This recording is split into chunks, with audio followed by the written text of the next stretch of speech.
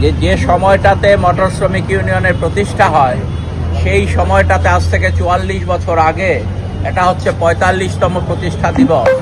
তো এই ৪৪ বছর যখন প্রতিষ্ঠা হয় টিএমএসইউ, সেই সময়ে ত্রিপুরা রাজ্যের শান্তি সম্প্রীতিকে বিঘ্নিত করবার জন্যে একটা শক্তি মারাত্মকভাবে সক্রিয় ছিল।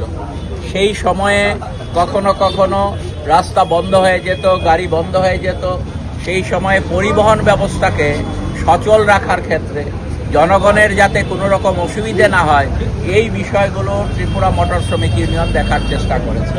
এবং আজকের এই সময়ে আমাদের ত্রিপুরা রাজ্যে যখন গণতন্ত্রের নিধন হয়ে গেছে, আমাদের ত্রিপুরা রাজ্যে যখন এখন মানুষ স্বাধীনভাবে মতামত প্রকাশ করতে পারে না, কথা বলতে পারে না, সেই সময়ে এই ৪৫তম প্রতিষ্ঠা দিবস পালন আমাদের কাছে অত্যন্ত গুরুত্বপূর্ণ। কারণ যারা আজকে মানুষের ওপর অন্যায় অত্যাচার করছে ত্রিপুরা রাজ্যে এবং সারা দেশে, তারা বেশি দিন স্থায়ী হবে না।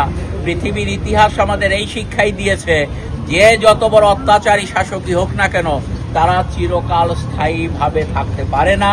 এটাই হচ্ছে পৃথিবীর ইতিহাস, আমাদের দেশের ইতিহাস।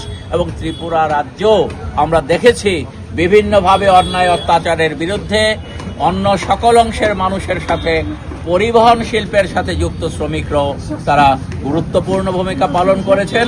এবং আজকের এই দিনে প্রতিষ্ঠা দিবসে পরিবহন শ্রমিকরা এই ত্রিপুরা রাজ্যে শান্তি সম্প্রীতি সৌহার্দ্যের পরিবেশ, গণতন্ত্রের পরিবেশ ফিরিয়ে আনবার জন্য পুনরায় শপথে সোচ্চারিত হবে।